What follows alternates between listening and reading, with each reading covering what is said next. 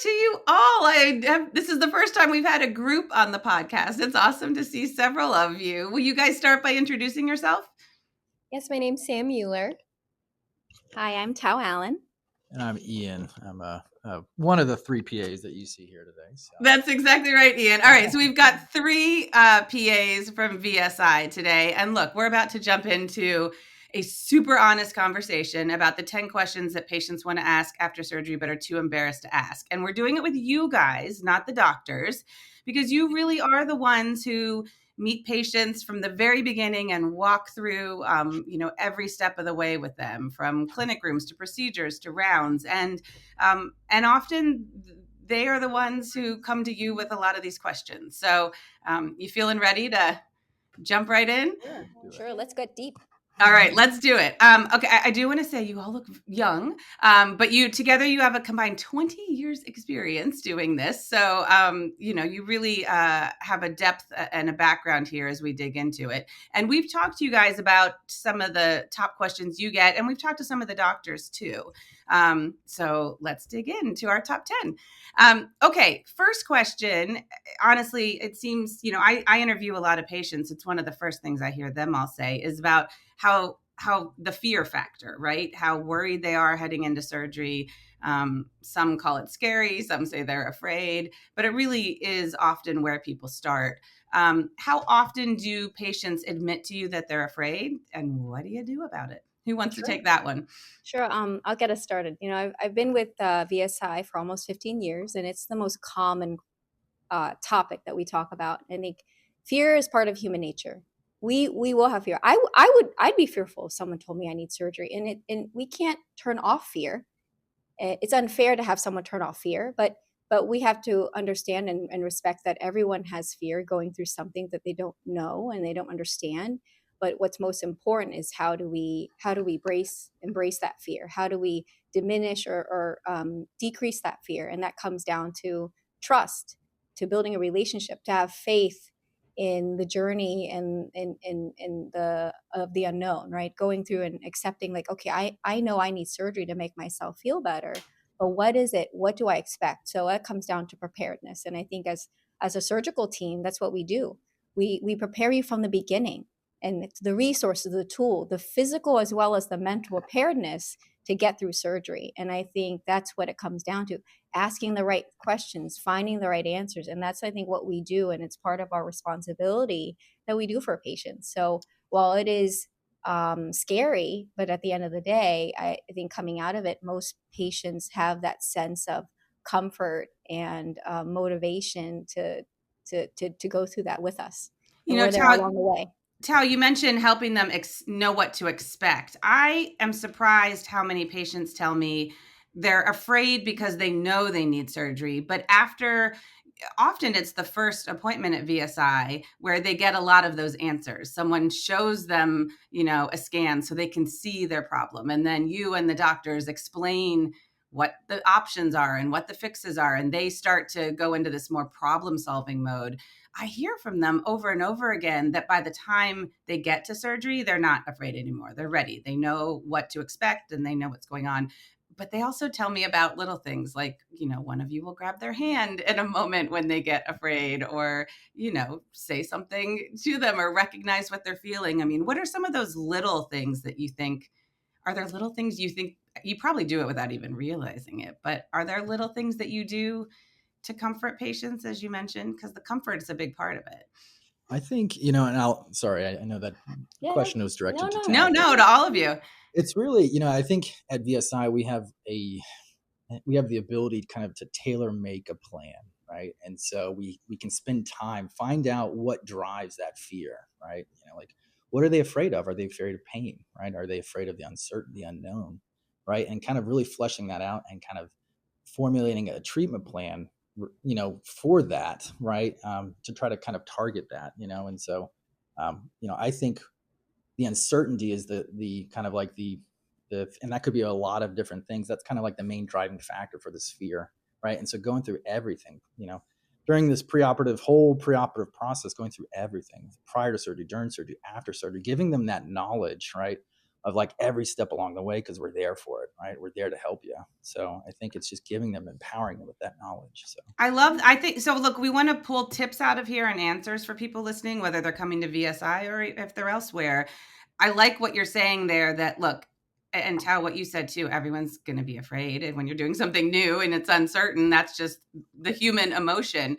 But starting to figure out, why are you afraid? If the PAs or the doctors don't ask, I think that's a great tip for patients. Tell them, like, break it down into the specific pieces. Don't be embarrassed about that. That's part of the prep process, right? To make sure you're in the right mindset to really tackle this big thing, right? I mean, that's what it goes to, is your mindset. Yes. Right, Yeah. for sure. Yeah, I mean, what we need to know is like, who are you? What are your goals? What are your accomplishments? And at the end of the day, it's about having independence. I can take care of myself. I can take care of my family. I can be a parent. I can be a grandparent. I can enjoy retirement. And these are all normal things that people want, and they need to know that they can have that at the end of the day. That they can have the ability to have independence and control of their own life. That's an awesome segue, Tao, into some of the specific questions. So we've gathered some of these from the doctors. And look, the whole point of this episode is to ask the things that people really want to know, but maybe are uncomfortable asking. And one of those things that tops the list is, when can I have sex after surgery? This does come up, right? They're in pain beforehand and it may have been difficult. And then, how does that factor into recovery? How often do people feel comfortable enough asking you that? And what's the answer? Is it specific to the person, or are there some general rules here? I honestly, it's honestly not that common, not as common as I would think it would be, right? Don't you think everyone, I mean, look, I I've think had people in everybody is interviews say thinking it. They it. have to Yeah, all be wondering it. Don't you everybody think, is Ian? thinking it, and Yeah. so so it's surprisingly not a large group of people, but yeah, no, that some people are like, that's the first question. I go through that whole thing. It's like, what is, when can I have sex, right? When can I be intimate? And then that's like the first question they ask. Some people come in at the 2-week post-op, like, hey, look, when's this happening? And so, and so we'll kind of get into that though. But, every, if it's prior to surgery, if it causes pain, obviously dial it back, right? There's certain movements and things like that that's going to be probably painful, but after surgery, there's always going to be some sort of restrictions, right? And so, if you're maintaining those restrictions, get creative. Likely we'll be talking about like maybe the partner's doing a little bit more work.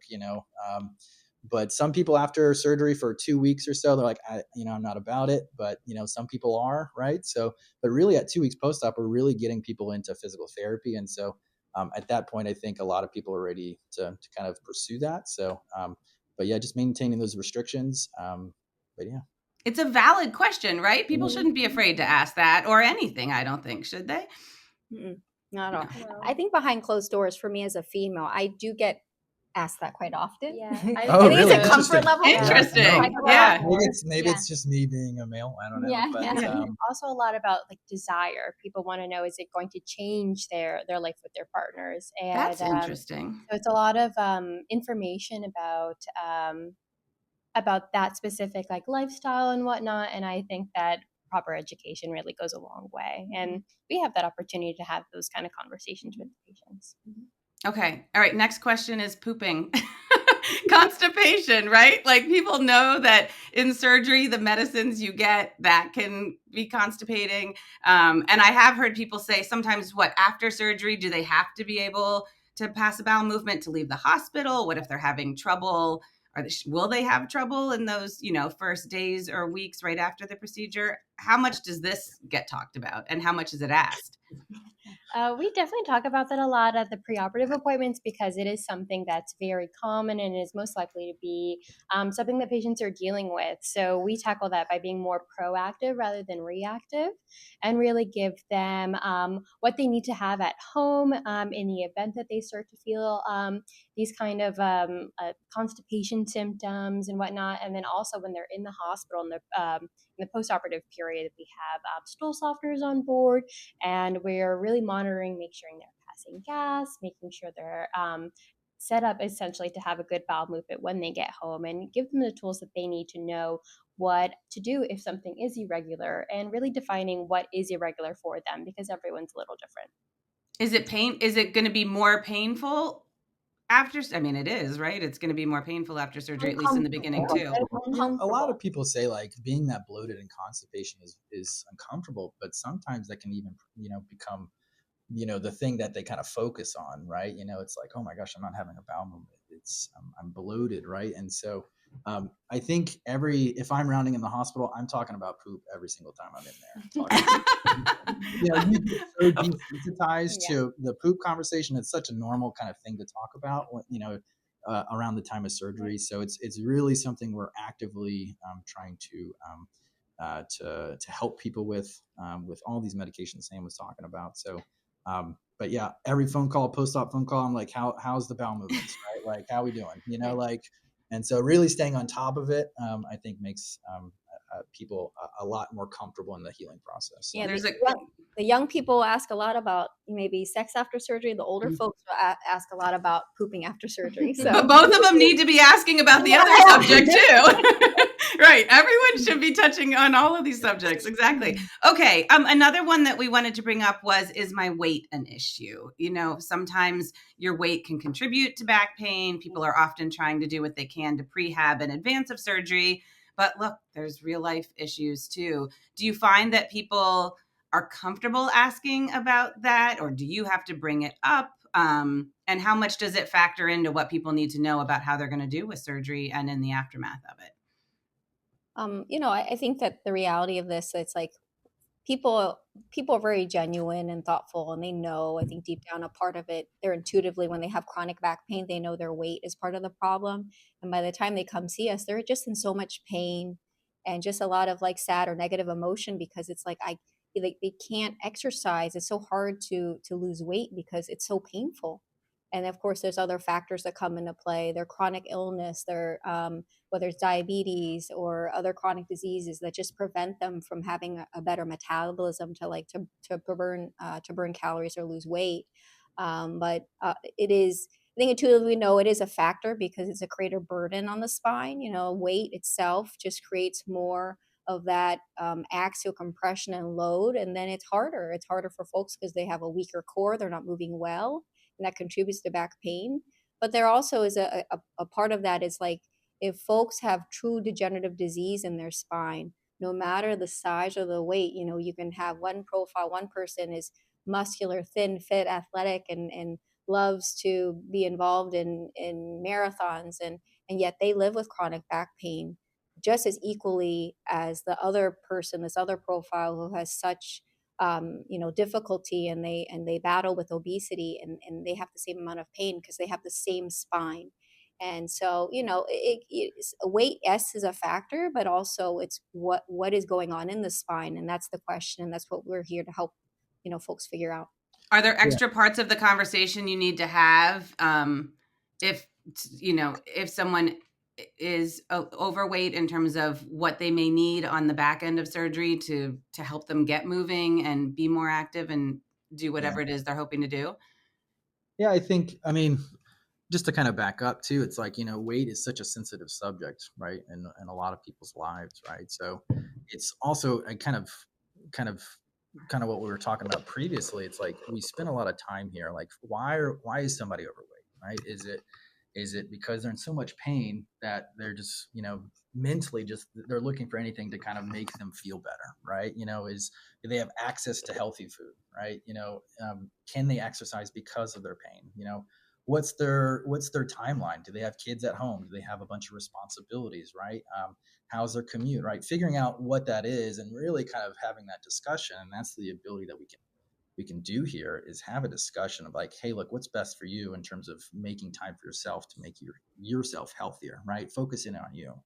And so, but repeat the question. Sorry, what was the actual question? Well, is there anything that you help them with on the back end of surgery? I don't know. Are there ways to help them get moving or to heal faster? I don't know. Are there conversations that you have so that things don't feel so daunting to them?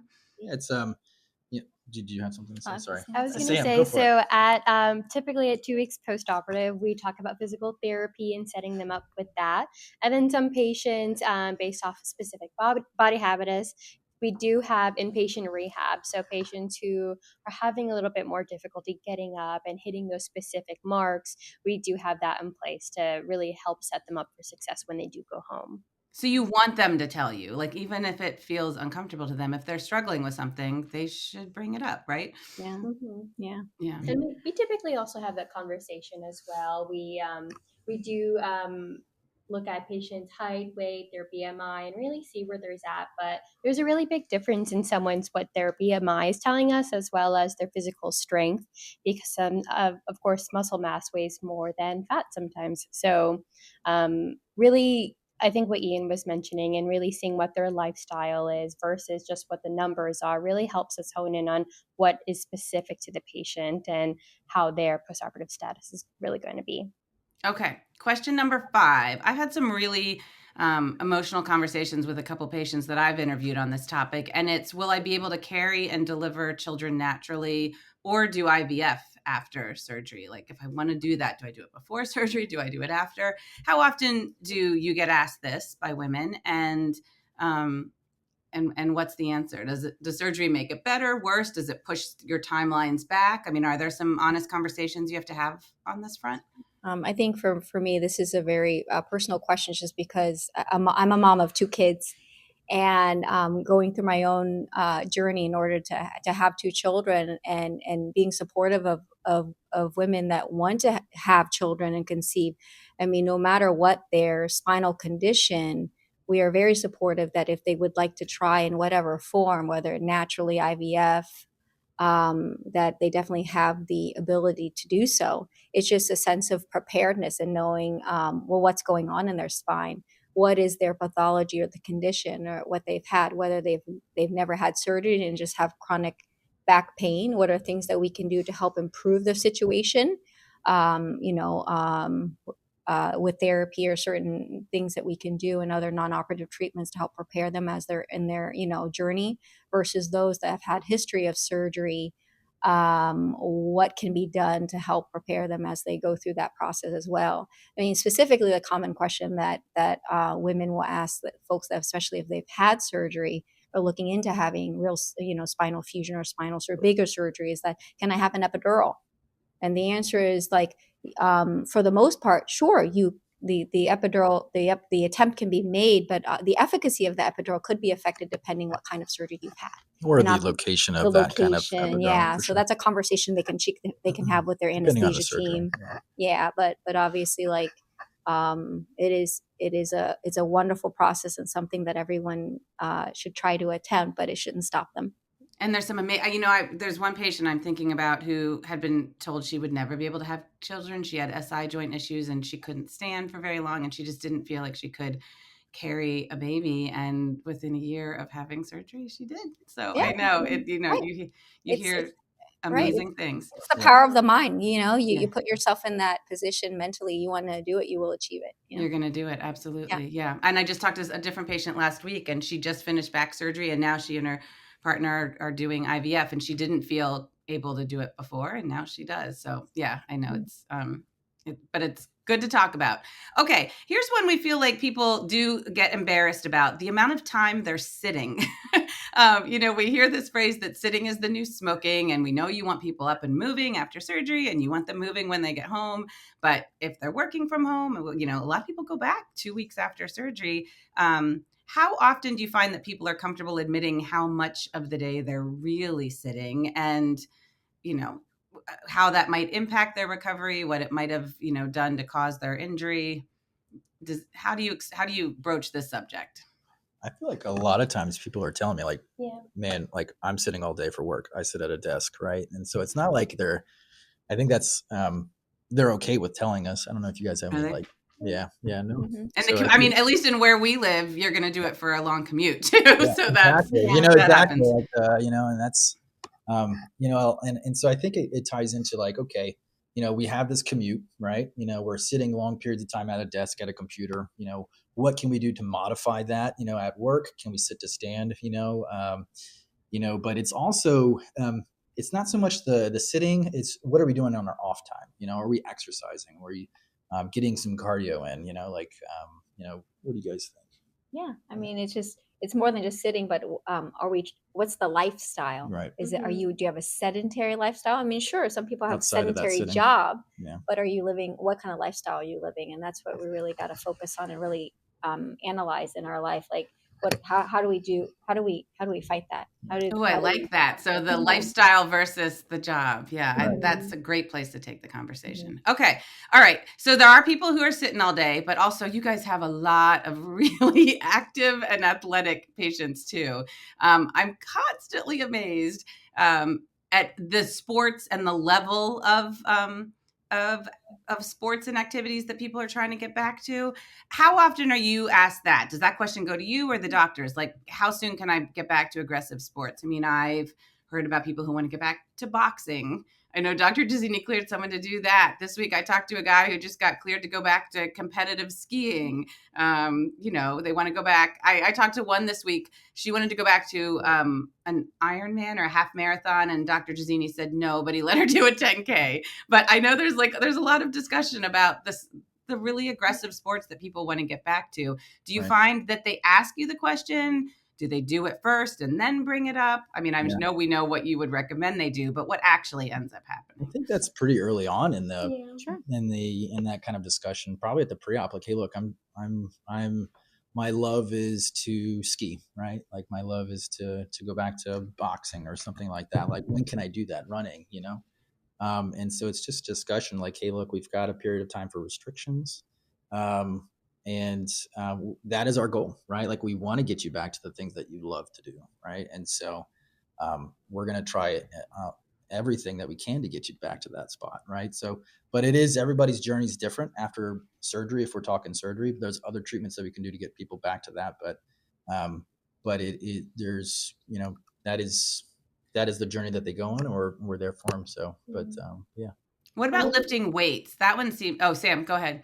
I was going to say, one of the questions on our intake form are, what do you like to do? Like, what are your favorite kind of activities? And that's some of the questions and conversations that really drive our first appointment with them, to really see where they're at on their specific healing journey.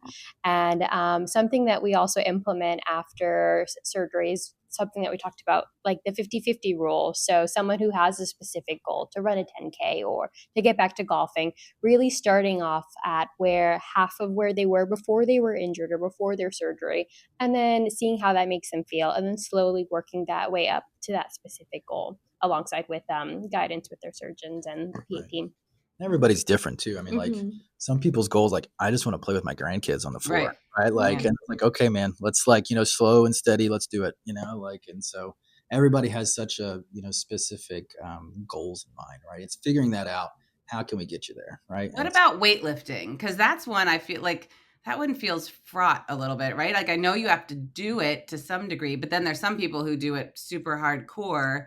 Right. Can you lift weights after back surgery? Like, what does that look like? Yeah, absolutely. I mean, I think, like I said, every period of time after surgery, there's some sort of form of restrictions. It's like slowly getting, after that period of time, slowly getting back into lifting weights, right? It's going to be higher reps, lower weight to begin with, right? If they're doing Olympic type squats and deadlifts and things like that, it's really trying to get them into a physical therapy routine, and then transitioning to an athletic training routine to kind of really get that form down, right? To make sure that they're doing that appropriately. I think it's kind of getting back to the basics, really. And so, what's awesome about what you guys say is, like, you haven't said no to anything yet. It's really just, it seems like it's more about pacing than anything else. And I mean, it's your body, your choice. At the end of the day, it's like people work. I think as you get older, you get wiser, and your expectations and your wishes do evolve and change.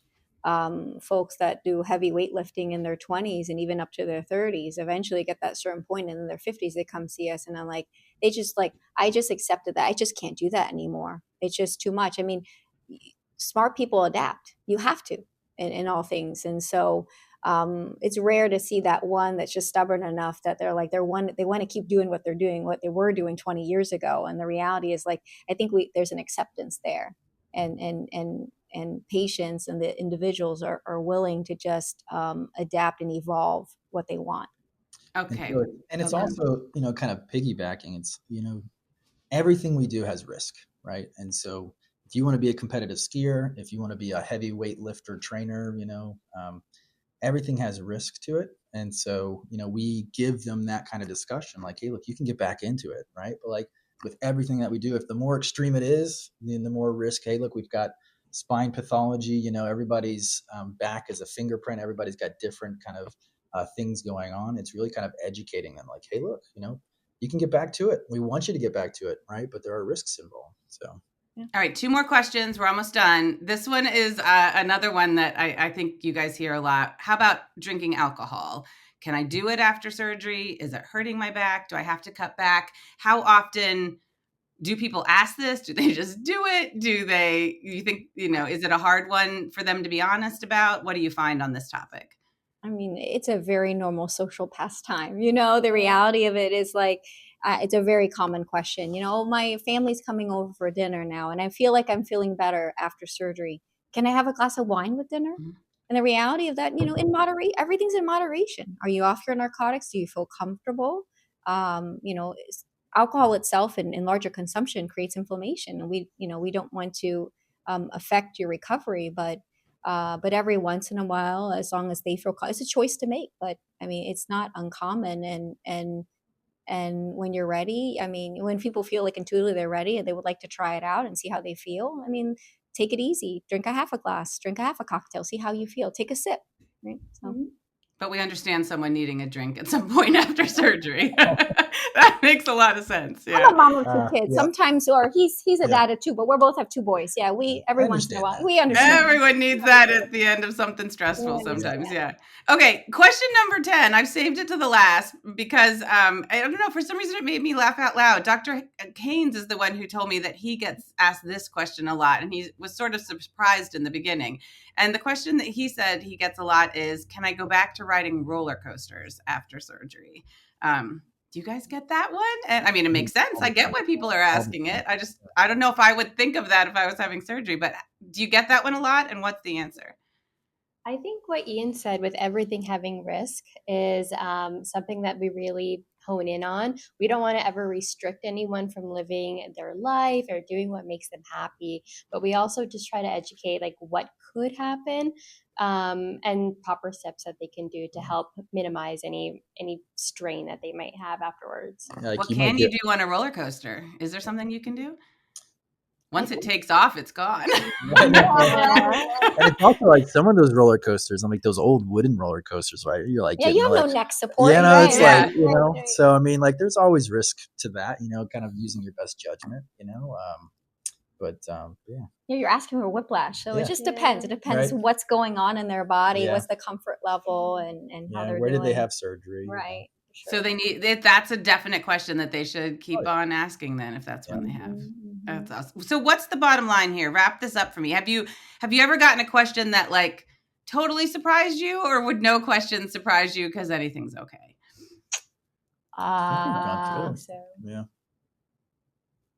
I've had a funny one where a patient asked back then, more back then when people used more like donor cadaver bone.